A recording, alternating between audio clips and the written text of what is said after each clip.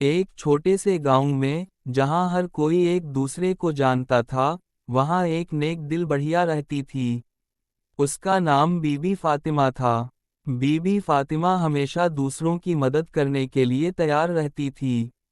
وہ گاؤں کے غریب بچوں کو کھانا کھلاتی، بیماروں کی تیمارداری کرتی اور بے سہارا لوگوں کے لیے دعائیں مانگتی۔ اس کی نیکی اور سخاوت کی مثال پورے علاقے میں دی جاتی تھی۔ بی بی فاطمہ کا ماننا تھا کہ نیکی کر دریا میں ڈال، اور کبھی بدلے کی توقع نہ رکھو۔ اس کا یہ قول اس کے عمل سے جھلکتا تھا۔ وہ روزانہ صبح اللہ کا شکر ادا کرتی، اپنے باغیچے سے سبزیاں اور پھل توڑتی، اور ان میں سے بہترین حصہ گاؤں کے یتیموں اور بیواؤں میں بانٹ دیتی۔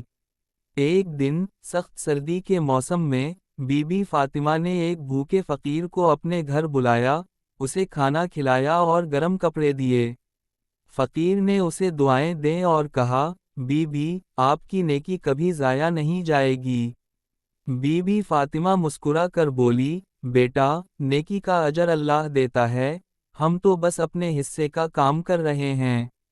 کچھ عرصے بعد گاؤں میں قحط پڑ گیا۔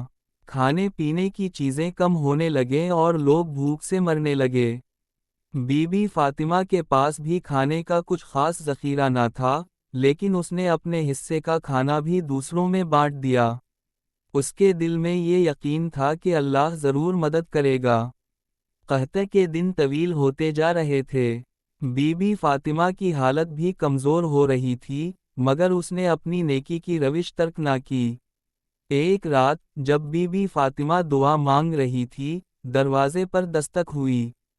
باہر وہی فقیر کھڑا تھا جس کی اس نے مدد کی تھی۔ مگر اب وہ فقیر نہیں بلکہ ایک مالدار تاجر تھا۔ اس نے کہا، بی بی، آپ نے مجھے اس وقت کھانا کھلایا تھا جب میں بھوکا تھا۔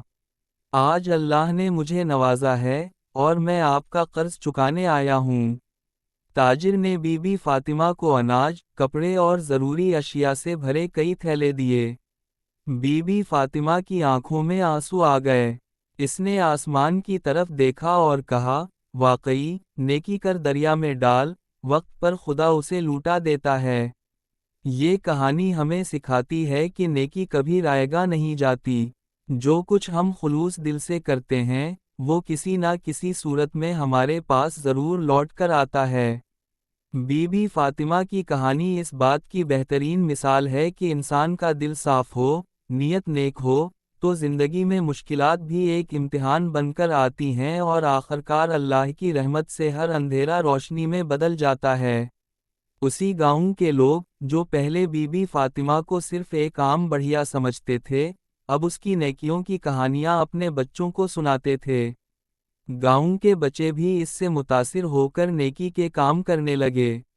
وہ چھوٹے چھوٹے کاموں سے دوسروں کی مدد کرتے، کبھی کسی بوڑھے کا بوجھ اٹھا لیتے، کبھی کسی بھوکے کو کھانا دے دیتے۔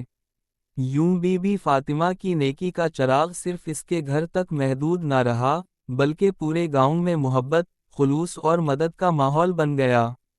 اور یہی نیکی کی اصل طاقت ہے کہ وہ ایک دل سے دوسرے دل تک سفر کرتی ہے اور پوری دنیا کو روشن کر دیتی ہے۔